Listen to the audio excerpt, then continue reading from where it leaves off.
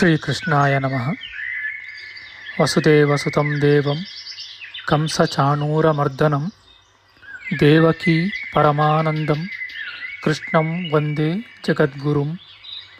ಬ್ರಹ್ಮಸ್ಥಾನ ಸರೋಜಮಧ್ಯವಿಲಸತ್ ಚೀತಾಂಶುಪೀಠಸ್ಥಿತಂ ಸ್ಫೂರ್ಜತ್ಸೂರ್ಯರುಚಿಂ ವರಾಭಯಕರಂ ಕರ್ಪೂರಕುಂದೋಜ್ವಲಂ ಶ್ವೇತಸ್ರಗ್ವಸನಾನುಲೇಪನಯುತಂ ವಿದ್ಯುದೃಚಾ ಕಾಂತಯ ಸಂಶ್ಲಿಷ್ಟಾರ್ಧತನುಂ ಪ್ರಸನ್ನವದನಂ ವಂದೇ ಗುರುಂ ಸಾದರಂ.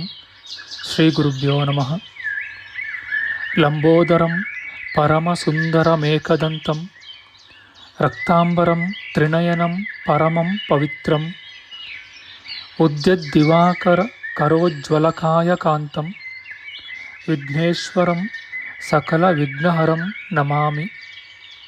ತ್ವಾಂ ದೇವ ವಿಘ್ನದಲನೇತಿ ಚ ಸುಂದರೇತಿ ಭಕ್ತಿಪ್ರಿಯೇತಿ ಸುಖದೇತಿ ಫಲಪ್ರದೇತಿ ವಿದ್ಯಾಪ್ರದೇತ್ಯಗಹರೇತಿ ಚ ಯೇ ಸ್ತುವಂತಿ ತೇಭ್ಯೋ ಗಣೇಶವರದೋ ಭವ ನಿತ್ಯಮೇವ. ಶ್ರೀ ಮಹಾಗಣಪತಯೇ ನಮಃ.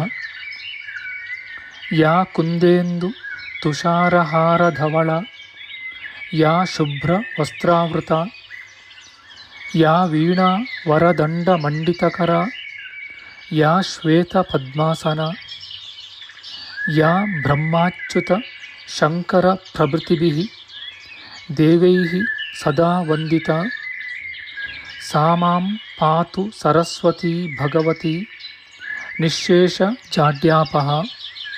ಶ್ರೀ ಸರಸ್ವತ್ಯೇ ನಮಃ.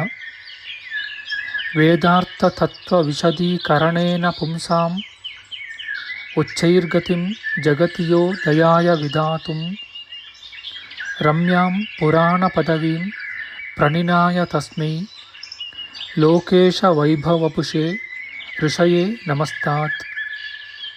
ತಸ್ಮೈ ವ್ಯಾಸಾಯ ಮುನಯೇ ಸರ್ವಜ್ಞಾಯ ಮಹರ್ಷಯೇ ಪರಾಶರ್ಯಾಯ ಶಾಂತಾಯ ನಮೋ ನಾರಾಯಣಾತ್ಮನೆ. ಶ್ರೀ ವ್ಯಾಸಾಯ ನಮಃ. ನಾರಾಯಣಂ ನಮಸ್ಕೃತ್ಯ ನರಂ ಚೈವ ನರೋತ್ತಮಂ ದೇವೀಂ ಸರಸ್ವತೀಂ ವ್ಯಾಸಂ ತತೋ ಜಯಮುದೀರಯೇತ್. ಕನಕರುಚಿದುಕೂಲಃ ಕುಂಡಲೋಲ್ಲಾಸಿಗಲ್ಲಃ ಶಮಿತಭುವನಭಾರಃ ಕೋಪಿ ಲೀಲಾವತಾರಃ ತ್ರಿಭುವನ ಸುಖಕಾರಿ ಶೇಷಶಾಯೀ ಮುಕುಂದೋ ಪರಿಕಲಿತರಮಾಂಗೋ ಮಂಗಲಂ ನಸ್ತನೋತು. ನಮಾಮಿ ಗೋವಿಂದ ಪದಾರವಿಂದಂ ಸದೇಂದಿರಾನಂದನಮುತ್ತಮಾಡ್ಯಂ ಜಗಜ್ಜನಾನಾಂ ಹೃದಯ ಸನ್ನಿವಿಷ್ಟಂ ಮಹಾಜನೈಕಾಯನಮುತ್ತಮೋತ್ತಮಂ. ನಮಸ್ತೆ ಚಕ್ರಹಸ್ತಾಯ ಶಾಂಗಹಸ್ತಾಯ ತೇ ನಮಃ. ನಂದಹಸ್ತಾಯ ತೇ ವಿಷ್ಣೋ ಶಂಖಹಸ್ತಾಯ ತೇ ನಮಃ. ಓಂ ನಮೋ ವಾಸುದೇವಾಯ ನಮಃ ಸಂಕರ್ಷಣಾಯ ಚ ಪ್ರದ್ಯುಮ್ನಾಯ ನಮಸ್ತುಭ್ಯಂ ಅನಿರುದ್ಧಾಯ ತೇ ನಮಃ. ಅನಾಕಾರೋ ಮಹೋಜಾಶ್ಚ ಯಶ್ಚಾದೃಷ್ಟಗತಿರ್ದಿವಿ ಜಗತ್ಪೂಜ್ಯೋ ಜಗತ್ಪ್ರಾಣಂ ತಂ ವಾಯುಂ ಪ್ರಣಮಾಮ್ಯಹಂ. ವಾಯುರೂಪಿ ಪರಮಾತ್ಮನೇ ನಮಃ. ಪ್ರಿಯ ಬಾಂಧವರೇ, ನಮ್ಮ ಈ ಶ್ರೀ ಲಾಲೀಕೃಷ್ಣ ಚಾನಲ್ಗೆ ಸ್ವಾಗತ. ಹಿಂದಿನ ವಿಡಿಯೋದ ಮುಂದುವರಿದ ಭಾಗವಾದ ಇಂದಿನ ವಿಡಿಯೋದಲ್ಲಿ ನಾವು ಶ್ರೀಮದ್ ವಾಯು ಮಹಾಪುರಾಣದ ಪ್ರಥಮ ಖಂಡದ 8ನೆಯ ಅಧ್ಯಾಯದ ಚತುರ್ಥಾಂಶದ ವಿಚಾರ ಮಾಡೋಣ. ಈ ಅಧ್ಯಾಯದಲ್ಲಿ ಬ್ರಾಹ್ಮಣಾದಿ ವರ್ಣಗಳು ಮತ್ತು ಆಶ್ರಮಗಳ ವಿಭಾಗಗಳ ವಿಚಾರ ಮಾಡೋಣ. ಶ್ರೀಕೃಷ್ಣಾಯ ನಮಃ. ಸೂತ ಪುರಾಣಿಕರು ಮುಂದುವರಿಸಿ ಹೇಳುತ್ತಾರೆ, ಈಗ ಮಾನದ ಸ್ವರೂಪವನ್ನು ತಿಳಿಸುವೆನು ಕೇಳಿ. ಅಂಗುಷ್ಟ ಮತ್ತು ತರ್ಜನಿ ಬೆರಳುಗಳ ಅಳತೆಗೆ ಚೋಟು ಅಥವಾ ಪ್ರಾದೇಶವೆಂದು ಹೆಸರು. ಮಧ್ಯಮ ಅಳತೆಗೆ ಕಾಲವೆಂದು, ಅನಾಮಯ ಬೆರಳಿನ ಅಳತೆಗೆ ಗೋಕರ್ಣವೆಂದು, ಕಿರುಬೆರಳಿನ ಅಳತೆಗೆ ವಿತಸ್ತಿ ಎಂದರೆ ಗೇಣುವೆಂದು ನಾಮಗಳು ಪ್ರಾಪ್ತವಾಗಿವೆ. ಈ ಗೇಣಿನ ಉದ್ದವು 12 ಅಂಗುಲಗಳಿರುವವು. 21 ಅಂಗುಲಗಳಿಗೆ ರತ್ನಿ ಎಂದು ನಾಮವು, 24 ಅಂಗುಳಕ್ಕೆ ಮೊಳ ಅಥವಾ ಹಸ್ತವೆಂದು ಹೆಸರು ಬಂದಿದೆ. 2 ರತ್ನಿಗಳು ಅಂದರೆ 42 ಅಂಗುಲಕ್ಕೆ ಕಿಷ್ಕುವೆಂದು ಹೆಸರು ಬಂದಿದೆ. 4 ಹಸ್ತ ಅಥವಾ ಮೊಳಕ್ಕೆ 1 ಧನುರ್ದಂಡವೆಂದು ಮತ್ತು ನಾಲಿಕಾಯುಗ್ಮವೆಂದು, 2000 ಧನುಸ್ಸಿನ ಪ್ರಮಾಣಕ್ಕೆ ಗವ್ಯೂತಿ ಎಂದು ನಾಮವು ಪ್ರಾಪ್ತವಾಗಿದೆಯೆಂದು ಜ್ಞಾನಿಗಳು ಹೇಳುವರು. 8000 ಧನುಸ್ಸುಳ್ಳ ಪ್ರಮಾಣಕ್ಕೆ 1 ಯೋಜನವೆಂದು ನಾಮವು ಬಂದಿದೆ. ಈ ಯೋಜನಗಳ ಪ್ರಮಾಣಗಳಿಂದಲೇ ಗ್ರಾಮ ನಗರಾದಿಗಳ ಸನ್ನಿವೇಶವನ್ನು ರಚಿಸುತ್ತಾರೆ. 4 ವಿಧ ದುರ್ಗಗಳಲ್ಲಿ 3 ದುರ್ಗಗಳು ಸಹಜ ಸಿದ್ಧವಾಗಿವೆ. ಅವುಗಳಲ್ಲಿ 4ನೆಯ ದುರ್ಗವು ಕೃತಕವಾಗಿದೆ. ಅದನ್ನು ರಚಿಸುವ ವಿಧಾನವನ್ನು ಹೇಳುವೆನು ಕೇಳಿ. ಉಪ್ಪರಿಗೆ ಮನೆಗಳು, ಉನ್ನತವಾದ ಕೋಟೆಯ ಗೋಡೆಗಳು, ಮಂಗಳವಾದ್ಯ ಗೃಹಗಳು, ಮಂಗಳಕರಗಳಾದ ದ್ವಾರಗಳು ಮತ್ತು ಕುಮಾರೀಪುರ ಇವುಗಳಿಂದ ಕೂಡಿರುವ ನಗರಾದಿಗಳನ್ನು ನಿರ್ಮಿಸಬೇಕು. ಆ ನಗರಾದಿಗಳಲ್ಲಿ ನೀರಿನ ಪ್ರವಾಹವನ್ನು ತಡೆಯತಕ್ಕ ದ್ವಾರ ದೇಶಗಳು ಇರಬೇಕು ಮತ್ತು ಕೋಟೆಯ ಸುತ್ತಲೂ ಅಗಳಿರಬೇಕು. ಅದು 8, 10 ಅಥವಾ 17 ಮೊಳ ಅಗಲವಿರಬೇಕೆಂದು ಪ್ರಮಾಣಜ್ಞರು ಹೇಳುವರು. ನಗರ, ಹೋಬಳಿ, ಗ್ರಾಮ ಇವುಗಳನ್ನು ಪರ್ವತ, ನದಿ, ಕೋಟೆ ಈ 3 ವಿಧಗಳಾದ ದುರ್ಗಗಳಿಂದ ಶತ್ರುಗಳಿಗೆ ಅಗಮ್ಯವಾಗಿರುವಂತೆ ಏರ್ಪಡಿಸಬೇಕೆಂದು ಹೇಳುವರು. 3 ವಿಧಗಳಾದ ದುರ್ಗಗಳ ಸುತ್ತಳತೆ ಮತ್ತು ಆಯಾಮವನ್ನು ತಿಳಿಸುವೆನು. ನಗರಾದಿಗಳು 8 ಯೋಜನ ಸುತ್ತಳತೆಯಾಗಿದ್ದರೆ ಉದ್ದವು 4 ಯೋಜನ ವಿಸ್ತಾರವಿರಬೇಕು. ನಗರವು 4 ಯೋಜನ ಉದ್ದವಿದ್ದರೆ ಅಗಲವು 2 ಯೋಜನದಷ್ಟು ವಿಸ್ತಾರವಾದರೂ ಇದ್ದು ಪೂರ್ವೋತ್ತರ ವಿಸ್ತಾರವಾಗಿಯೂ ಇರಬೇಕು. ಇದು ತ್ರಿಕೋಣಾಕಾರವಾಗಿಯೂ ವಿಕರ್ಣವಾಗಿಯೂ ಶಿಥಿಲವಾಗಿಯೂ ಕೃಶವಾಗಿಯೂ ಇರಕೂಡದು. ಹಾಗೆ ಇದ್ದರೆ ಪ್ರಶಸ್ತವಲ್ಲ. ನಗರವು ಗುಂಡಾಗಿಯೂ ಹೀನವಾಗಿಯೂ ಅತಿ ದೀರ್ಘವಾಗಿಯೂ ಇರಕೂಡದು. ಹಾಗೆ ಇದ್ದರೆ ಉತ್ತಮವಲ್ಲ. ಅದು ಚೌಕವಾಗಿಯೂ ಸಮವಾಗಿಯೂ ಇದ್ದರೆ ಉತ್ತಮವಾಗುವುದು. 24 ಹಸ್ತಗಳಿಂದ ಅಥವಾ 12 ಗಜಗಳಿಂದ 108 ಮೊಳಗಳವರೆಗೂ 54 ಗಜಗಳವರೆಗೂ ಇರುವ ನಿವೇಶನವು ಮನೆಯನ್ನು ಕಟ್ಟುವುದಕ್ಕೆ ಅರ್ಹವಾಗಿದೆ. ಮಧ್ಯಮ ಪರಿಮಾಣವಿರುವ ಪ್ರದೇಶವು ಗೃಹ ನಿರ್ಮಾಣಕ್ಕೆ ಉತ್ತಮವಾದುದು. ಆ ಪ್ರದೇಶವು ಅತಿ ಹ್ರಸ್ವವಾಗಿಯೂ ಅತಿ ದೀರ್ಘವಾಗಿಯೂ ಇದ್ದರೆ ಪ್ರಶಸ್ತವಾಗುವುದಿಲ್ಲ. ಒಂದು ಮುಖ್ಯ ನಿವೇಶನಕ್ಕೆ 108 ಕಿಷ್ಕು ಪ್ರಮಾಣವಿರಬೇಕು.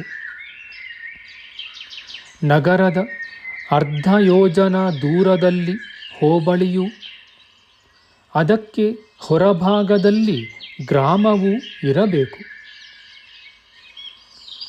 ನಗರಕ್ಕೆ 1 ಯೋಜನ ದೂರದಲ್ಲಿ ಹೋಬಳಿಯೂ ಅದಕ್ಕೆ ಅರ್ಧ ಯೋಜನದಷ್ಟು ದೂರದಲ್ಲಿ ಗ್ರಾಮವೂ ಇರಬಹುದು. ಅವುಗಳ ಮುಖ್ಯ ಎಲ್ಲೆಯು 2 ಕ್ರೋಶದಷ್ಟು ವಿಶಾಲವಿರಬೇಕು. ಕ್ಷೇತ್ರದ ಸೀಮಾವಾದರೂ 4 ಧನುಸ್ಸಿನಷ್ಟು ವಿಶಾಲವಾಗಿರಬೇಕು. ದಿಕ್ಕುಗಳ ಮಾರ್ಗವು 20 ಧನುಸ್ಸಿನಷ್ಟು, ಅಂದರೆ ಸುಮಾರು 120 ಅಡಿ ವಿಸ್ತೀರ್ಣವೂ, ಗ್ರಾಮ ಮಾರ್ಗವೂ ಸಹ ಅಷ್ಟೇ ವಿಸ್ತೀರ್ಣವೂ ಇರಬೇಕು. ಸೀಮಾ ಮಾರ್ಗವು 10 ಧನುಸ್ಸಿನಷ್ಟು, ಅಂದರೆ 60 ಅಡಿ ವಿಶಾಲವೂ ಆಗಿರಬೇಕು. ರಾಜಮಾರ್ಗವು ಸುಮಾರು 10 ಧನುಸ್ಸಿನಷ್ಟು ವಿಸ್ತೀರ್ಣವೂ, ಅಂದರೆ 60 ಅಡಿ ವಿಸ್ತೀರ್ಣವೂ, ಕಾಂತಿಯುತವೂ, ಸಂಚರಿಸಲು ಯೋಗ್ಯವೂ ಶುದ್ಧವೂ ಆಗಿ ಆನೆ, ಕುದುರೆ, ರಥ, ಪದಾತಿ ಇವುಗಳ ಸಂಚಾರಕ್ಕೆ ಯೋಗ್ಯವಾಗಿಯೂ ಅಬಾಧಕವಾಗಿಯೂ ಇರಬೇಕು. ಸಾಮಾನ್ಯ ಬೀದಿಗಳು 4 ಧನುಸ್ಸಿನಷ್ಟು, ಅಂದರೆ 24 ಅಡಿ ವಿಸ್ತೀರ್ಣವೂ, ಗೃಹ ಮಾರ್ಗವು ಮತ್ತು ಅಲ್ಪರಥ್ಯಗಳೂ ಕೂಡ 2 ಧನುಸ್ಸಿನಷ್ಟು, ಅಂದರೆ 12 ಅಡಿ ಅಗಲವಾಗಿಯೂ ಇರಬೇಕು. ಸಾಮಾನ್ಯ ಮಾರ್ಗವು 4 ಅಡಿ ಅಗಲವೂ, ಪ್ರತಿ ಗೃಹಗಳಿಗೆ ಅಂತರವು 3 ಅಡಿ ವಿಶಾಲವೂ, ಕೆಲಸಕ್ಕೆ ಹೋಗುವ ಮಾರ್ಗವು, ಅಂದರೆ ಕಾಲುದಾರಿಯು 1/2 ಅಡಿ ಅಗಲವೂ, ಯಜಮಾನನ ಗೃಹ ಮಾರ್ಗವು 1 ಅಡಿ ವಿಸ್ತೀರ್ಣವೂ ಆಗಿರಬೇಕು. ಮನೆಯ ಸುತ್ತಲೂ ಕೊಳೆಯ ನೀರು ಹೋಗಲು 1 ಅಡಿ ಅಗಲವಾದ ಚರಂಡಿಯು ಇರಬೇಕು. ಹೀಗೆ ಮನೆಗಳನ್ನು ಕಟ್ಟುವ ಪ್ರದೇಶಗಳನ್ನು ಸಿದ್ಧಿ ಮಾಡಿಕೊಂಡು ಗೃಹಗಳನ್ನು ಕಟ್ಟಿದರು.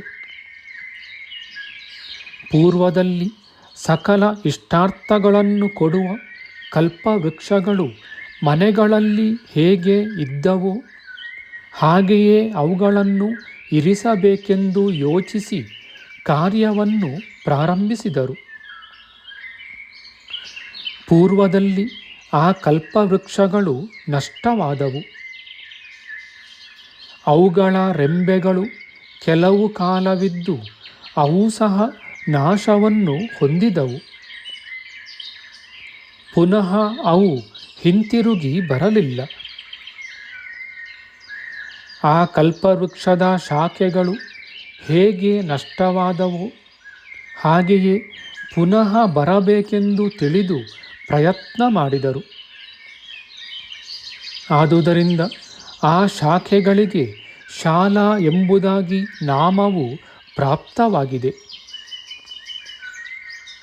ಹೀಗೆ ಧ್ಯಾನ ಮಾಡಲ್ಪಟ್ಟ ಪ್ರಸಿದ್ಧವಾದ ಶಾಖೆಗಳಿಂದ ಮನೆ ಮಠಗಳು ನಿರ್ಮಿಸಲ್ಪಟ್ಟವು. ಆದುದರಿಂದ ಅವುಗಳಿಗೆ ಶಾಲಾ ಎಂಬ ನಾಮವೂ ಶಾಲಾತ್ವವೂ ಕೂಡ ಸಿದ್ಧವಾದವು. ಆ ಮನೆ ಮಠಗಳಲ್ಲಿ ಮನಸ್ಸು ನಿರ್ಮಲವಾಗುವುದು. ಅವುಗಳಲ್ಲಿರುವ ಪ್ರಜೆಗಳ ಮನಸ್ಸನ್ನು ನಿರ್ಮಲವನ್ನಾಗಿ ಮಾಡುವುದು. ಆದುದರಿಂದ ಮನೆ ಮಠಗಳಿಗೆ ಪ್ರಾಸಾದವೆಂಬ ಸಂಜ್ಞೆಯೂ ಪ್ರಾಪ್ತವಾಗಿದೆ. ಆ ಕಲ್ಪವೃಕ್ಷಗಳು ಮಕರಂದದೊಡನೆ ನಷ್ಟವಾಗಲು ಪ್ರಜೆಗಳು ಕ್ಷುತ್ಪಿಪಾಸೆಗಳಿಂದ ಪೀಡಿತರೂ ವ್ಯಾಕುಲಗೊಂಡವರೂ ಆಗಿ ಶೀತೋಷ್ಣಾದಿ ಪರಿಹಾರಕ್ಕಾಗಿ ವಾಸಸ್ಥಾನಗಳನ್ನು ಗೃಹಗಳನ್ನು ಏರ್ಪಡಿಸಿಕೊಂಡು ಜೀವನೋಪಾಯವನ್ನು ಯೋಚಿಸಿದರು. ಅನಂತರ ತ್ರೇತಾಯುಗದಲ್ಲಿ ಆ ಪ್ರಜೆಗಳ ಜೀವನೋಪಾಯಕ್ಕೆ ಬೇರೊಂದು ಸಿದ್ಧಿಯೂ ಪುನಃ ಉಂಟಾಯಿತು. ಅವರಿಗೆ ತಮ್ಮ ಇಷ್ಟಾನುಸಾರವಾಗಿ ಜೀವನೋಪಾಯದ ಸಿದ್ಧ್ಯಂತರವು ಆವಿರ್ಭವಿಸಿತು. ಆ ಪ್ರಜೆಗಳು ವೃಷ್ಟಿಯನ್ನು ಪಡೆಯಲಾಗಿ ಆ ಮಳೆಯ ನೀರು ಹಳ್ಳಗಳಲ್ಲಿ ಹರಿದು ಹೋದುದರಿಂದ ಸ್ರೋತಸ್ಸುಗಳೆಂದೂ ತಗ್ಗಿನಲ್ಲಿ ಹರಿಯುವುದರಿಂದ ನಿಮ್ನಗಳೆಂದೂ ಅವು ಪ್ರಖ್ಯಾತಿಗೊಂಡಿವೆ. ಹೀಗೆ ಎರಡನೆಯ ವೃಷ್ಟಿಯ ಸರ್ಗವು ಉಂಟಾಗಲು ಭೂತಲದಲ್ಲಿ ನದಿಗಳು ಜಲಾಶಯಗಳು ವಿಶೇಷವಾಗಿ ಸಿದ್ಧವಾದವು. ಭೂಮಿ ಮತ್ತು ಜಲದ ಸಂಬಂಧದಿಂದ ಪುಷ್ಪ ಮೂಲ ಫಲಾದಿಗಳನ್ನು ಬಿಡುವ ಔಷಧಿಗಳು ಗಿಡ ಮರ ಬಳ್ಳಿಗಳು ಭೂಮಿಯಲ್ಲಿ ವಿಶೇಷವಾಗಿ ಉತ್ಪನ್ನಗಳಾದವು. ವ್ಯವಸಾಯವಿಲ್ಲದೆ ಉತ್ತು ಬೀಜಾವಾಪ ಮಾಡದೆಯೇ ತಮ್ಮಷ್ಟಕ್ಕೆ ತಾವೇ ಅರಣ್ಯ ಮತ್ತು ಗ್ರಾಮಗಳಲ್ಲಿ ಸ್ವತಃ ಬೆಳೆಯತಕ್ಕ ಕಂದ ಮೂಲ ಫಲ ಪುಷ್ಪಾದಿಗಳನ್ನು ಬಿಡುವ ಮರ ಗಿಡ ಬಳ್ಳಿ ಗುಲ್ಮ ಇವೇ ಮೊದಲಾದವು ಉದ್ಭವಿಸಿದವು. ತ್ರೇತಾಯುಗದಲ್ಲಿ ಪ್ರಜೆಗಳ ಜೀವನಕ್ಕಾಗಿ ನಾನಾ ವಿಧಗಳಾದ ಔಷಧಗಳು ಉತ್ಪನ್ನವಾದವು. ಆ ಯುಗದಲ್ಲಿ ಪ್ರಜೆಗಳು ಅವುಗಳಿಂದ ಜೀವಿಸುತ್ತಿದ್ದರು. ಅನಂತರ ತ್ರೇತಾಯುಗದಲ್ಲಿ ಅವಶ್ಯಕವಾಗಿ ಉಂಟಾಗತಕ್ಕ ವಿಷಯಾನುಭವಗಳಿಂದ ಕಾಮ ಕ್ರೋಧ ಲೋಭಾದಿಗಳು ಪುನಃ ಹುಟ್ಟಿದವು. ಆಗ ಅವರು ಶಕ್ತ್ಯನುಗುಣವಾಗಿ ನದಿ ಕ್ಷೇತ್ರ ಪರ್ವತ ವೃಕ್ಷ ಲತೆ ಗುಲ್ಮ ಔಷಧಿ ಮೊದಲಾದುವನ್ನು ಸ್ವೀಕರಿಸಿ ಜೀವಿಸುತ್ತಿದ್ದರು. ನಮ್ಮ ಮುಂದಿನ ವಿಡಿಯೋದಲ್ಲಿ ನಾವು ಶ್ರೀಮದ್ ವಾಯು ಮಹಾಪುರಾಣದ ಪ್ರಥಮ ಖಂಡದ 8ನೆಯ ಅಧ್ಯಾಯದ ಪಂಚಮಾಂಶದ ವಿಚಾರ ಮಾಡೋಣ. ಆಧ್ಯಾತ್ಮಿಕ ಚರ್ಚೆ ಮತ್ತು ವಿಚಾರ ವಿನಿಮಯಕ್ಕಾಗಿ ಶುರು ಮಾಡಿದ ಈ ಚಾನಲ್ನಲ್ಲಿ ನಾವು ಅಪ್ಲೋಡ್ ಮಾಡುವ ಎಲ್ಲ ವಿಡಿಯೋಗಳನ್ನು ಸಂಪೂರ್ಣವಾಗಿ ನೋಡಿ ನಿಮ್ಮ ಸಲಹೆಗಳನ್ನು ಕಮೆಂಟ್ ಬಾಕ್ಸ್ನಲ್ಲಿ ಬರೆಯಿರಿ. ಈ ಚಾನಲ್ಗೆ ಸಬ್ಸ್ಕ್ರೈಬ್ ಮಾಡಿ ಹಾಗೂ ಬೆಲ್ ಬಟನ್ ಒತ್ತಿ ನಾವು ಹಾಕುವ ಎಲ್ಲ ವಿಡಿಯೋಗಳನ್ನು ನೋಡಿ ಪ್ರೋತ್ಸಾಹಿಸಿ. ಕೃಷ್ಣಂ ನಾರಾಯಣಂ ವಂದೇ ಕೃಷ್ಣಂ ವಂದೇ ವ್ರಜಪ್ರಿಯಂ ಕೃಷ್ಣಂ ದ್ವೈಪಾಯನಂ ವಂದೇ ಕೃಷ್ಣಂ ವಂದೇ ಪೃಥಾಸುತಂ ಶ್ರೀಕೃಷ್ಣಾಯ ನಮಃ.